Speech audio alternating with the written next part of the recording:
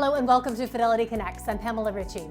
With tariffs in focus, our next guest looks to history for market clues. And we're going to look specifically at the US, actually.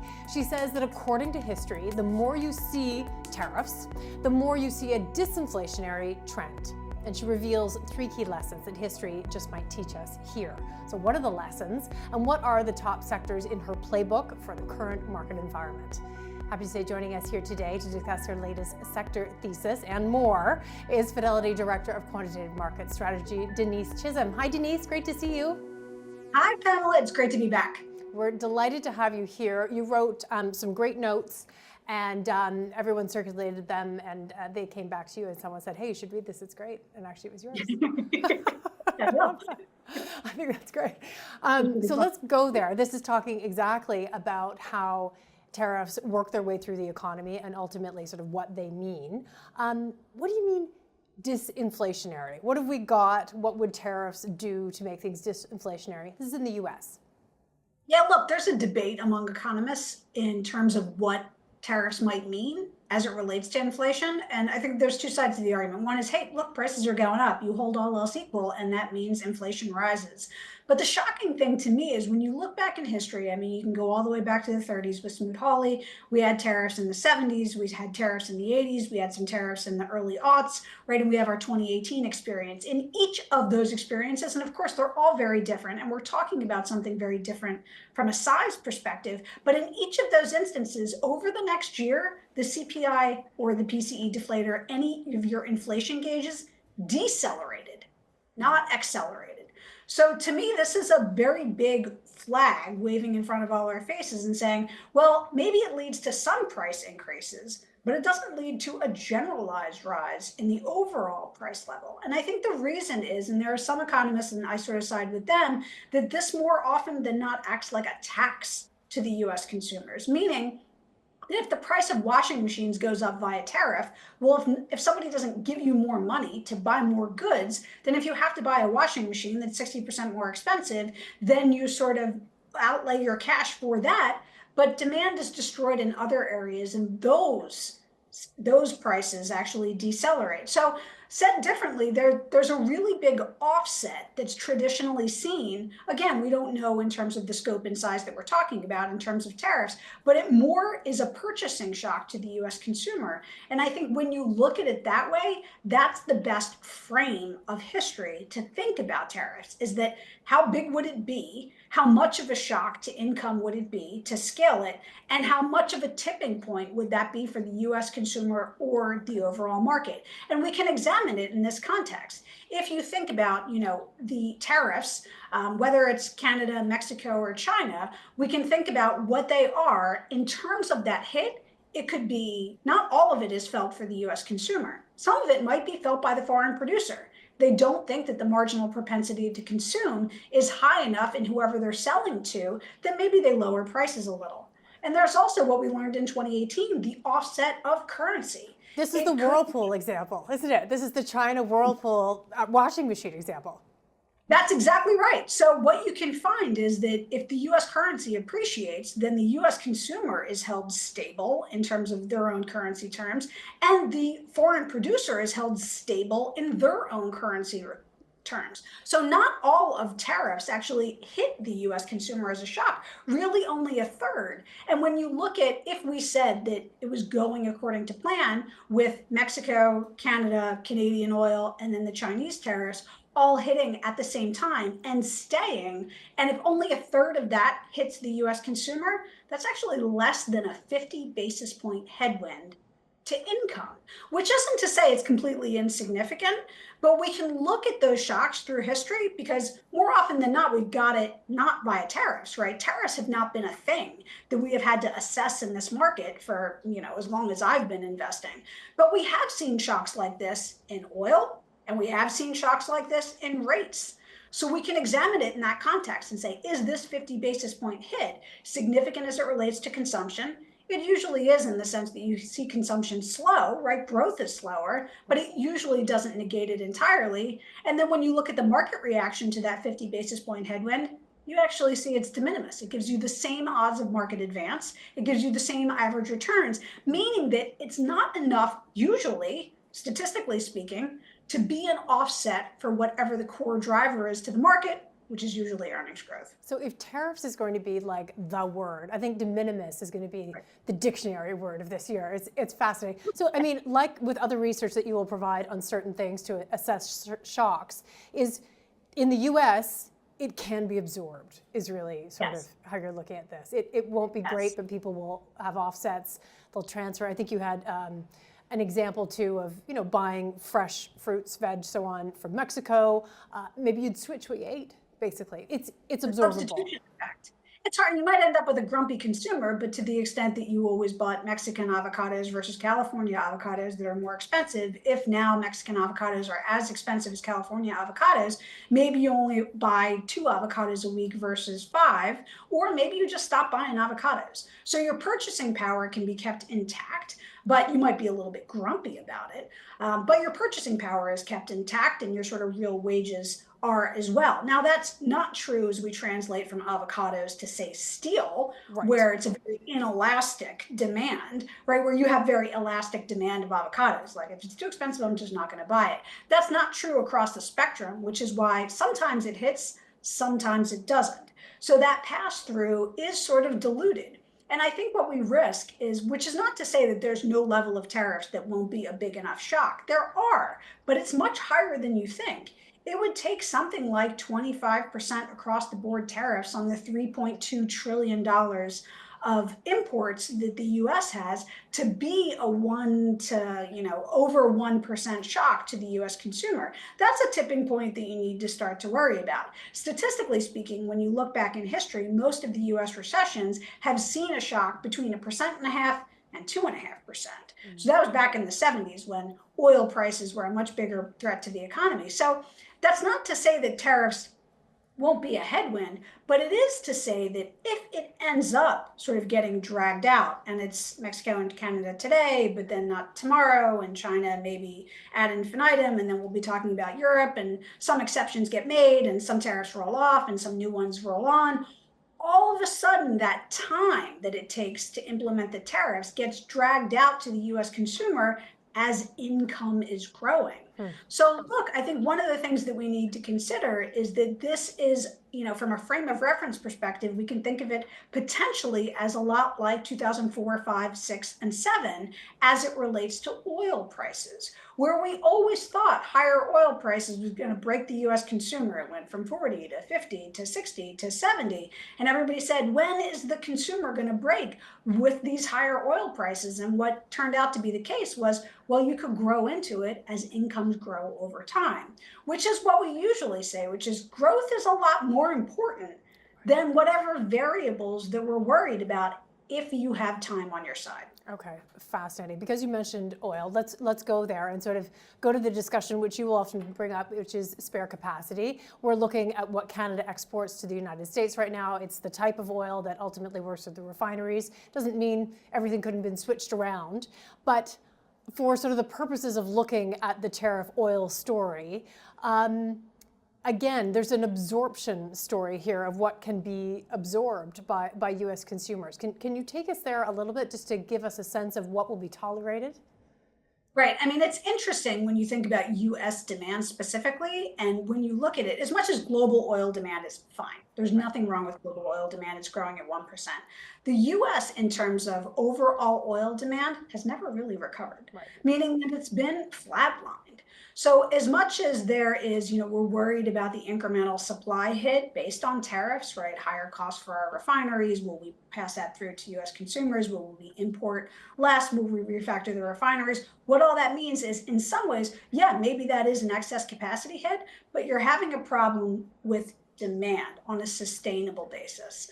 So because demand in the US specifically, again, this is overall and not global, hasn't really recovered nearly as robustly as you would think, maybe excess capacity needs to be crimped. In some ways, I'm less afraid of excess capacity coming out of the system for overall energy prices because the starting point is so high. If the market wasn't saying, hey, you've got a lot of excess capacity out there already, then oil prices probably wouldn't be $70. And so I think that just the fact that, maybe there is some incremental supply that potentially comes out might not be a great thing for the stocks just because your starting point is already so egregious. That is absolutely fascinating. Tell us a little bit about some of the players that are running the ship out of the new administration. We've certainly heard lots of confirmation. I listened to some of them in their entirety, and some of them I find too long to listen to. But certainly Scott Bessent, the new Treasury Secretary, confirmed and then made some comments yesterday which just kind of clarified the whole story of tariffs, which was they're a means to an end. We're using them ultimately to help us make the tax cuts that we need to make. There's going to be a great big tax rise if we don't have some other revenue coming in, and this is how we're going to do it. We kind of knew all that. Just for your thoughts on the new players, the messaging, how it's delivered, what do you think? It's interesting. The bond market was very, I would say, happy that Secretary of the Treasury actually got confirmed. And it was mainly on the back that he was more of an incrementalist, or we thought the market thinks that he's more of an incrementalist as it relates to tariffs. So a little bit the adult in the room as it relates to that. From my vantage point, I think what's interesting about the regime shift is that you finally have somebody with a capital markets background in the Treasury. Rather than an academic background. And I think that that's so anybody who's interested in sort of the detail around that, follow Barry Knapp on Substack, Ironsides Macro. He's written a lot about that. So we, I think, drifted from an area where people who bought and sold bonds were actually on the Treasury and on the Federal Reserve to now we're disproportionately more exposed to people in academia.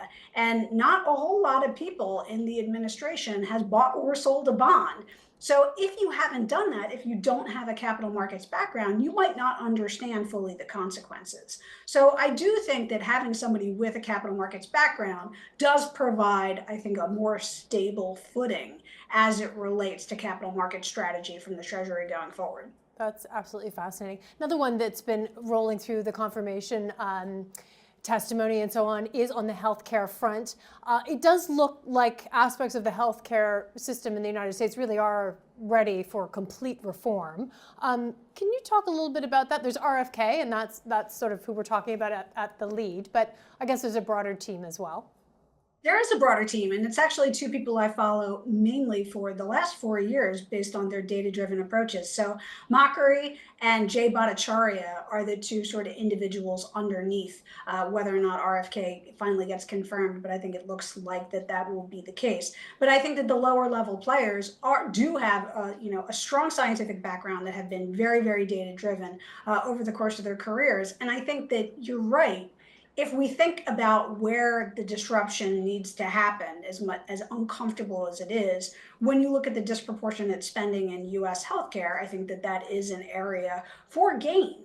When we think about whether or not spending should be more targeted, or how we should spend it, or how the targets should be met in terms of U.S. healthcare. So I do think that that's something to watch. Having people, especially at those lower level positioned, just like I talked about capital market strategy in terms of the Secretary of Treasury, data-driven approaches as it relates to the underlying people who run the healthcare subsectors, I think is important as well. Really interesting. To financials, which is one of the sectors that you've talked about a lot with us. I'm interested in your sort of ranking of it, but also just to talk a little bit about how it fits into a broadening within the stock market, really, but within the economy as well. In a lower rate environment, there are other things going on, but it does look like there could finally sort of be that NIM story for financials. Yes. No, it does start to seem like everything is pointing in at least a different direction. Whether or not you say it's a strong direction relative to what we saw, pre-financial crisis, I think we can still debate. But you have seen a turn in earnings growth, right? You still do have very supportive valuation. You have lower interest rates and lower credit spreads, and I think the two of those is very important. And your starting point is on very wide valuation spreads, meaning, look, there are a lot of people who are still fearful of small and mid cap banks, and they've bid up the safety measures in those large cap banks. And I think once you see that valuation spread, that says to me that there's opportunity. So we've got 4 statistical factors that I think put financials in a really positive bucket as we look into 2025. And they could, not only just keep up with the market, but potentially be leadership as we talk about this broadening out trade of, what's next in terms of technology. In the Mag 7 might have carried us thus far, but what carries us the next 12 to 18 months? And I do think financials are in play just because the risk reward is so positive that I see in the data. And it's funny that you mentioned financials. I was just working on my note for tomorrow, which if you follow me on LinkedIn, you'll get it the week after. So you'll get last week's note this week. But I was just looking at the inflection in loan growth, to your point of, maybe there's finally a NIM story. So what we've seen now, especially after the election, in terms of sort of business optimism, you are starting to see almost a top quartile inflection in loan growth, which is fairly rare, right? So obviously it only happens 25% of the time. That's usually a good thing for the overall market in terms of the durability of earnings growth, but it usually does lead to outperformance of financials as well. So it's not just that the setup is good. I think we're finally still starting to see confirmation in things like loan growth, which is tangible as it relates to earnings. I mean, we spoke a lot about the Mag 7 almost just not even feeling an interest rate story over the course of the last 3 years, right? It was just totally immune. They didn't need to borrow. They had free cash flow to do absolutely anything they wanted to do and to do CapEx to the moon, which they did. But on their own terms, nothing related really to the interest rate story and borrowing. Now there are other players that actually will be able to borrow to grow, and which goes to sort of what you're talking about with financials. Just tell us a little bit about smaller caps, basically, or mid caps at least, coming down the cap spectrum from those who actually do need to borrow to grow.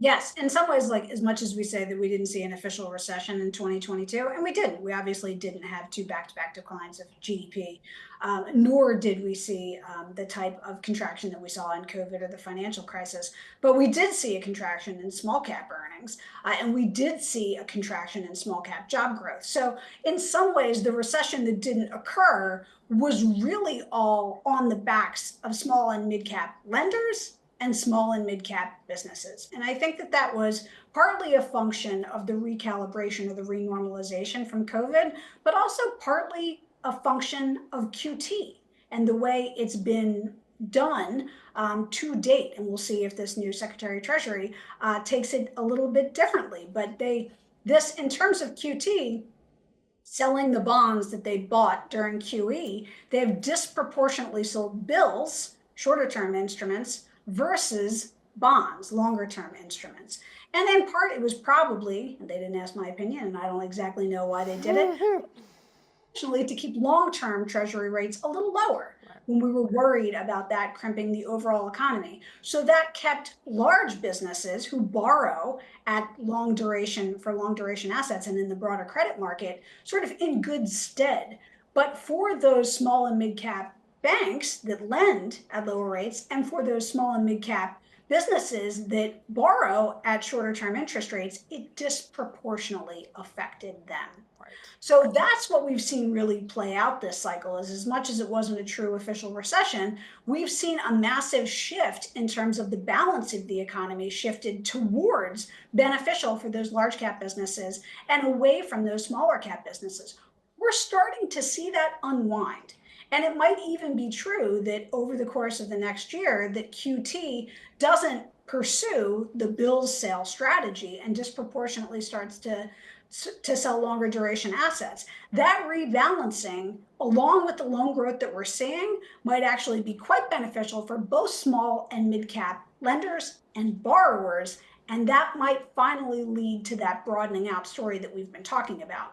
Come on, where equal-weighted earnings growth can finally keep up with cap-weighted earnings growth. I mean, I feel like we're burying the lead. Like, that is just incredible if you think about it. And it loops back ultimately to probably to Scott Bessent, ultimately. I mean, you're certainly looking at the policy and which levers they're going to pull. The QT story is something that, in a way, we've ignored for quite a long time. Maybe we didn't need to pay attention, but maybe we do now.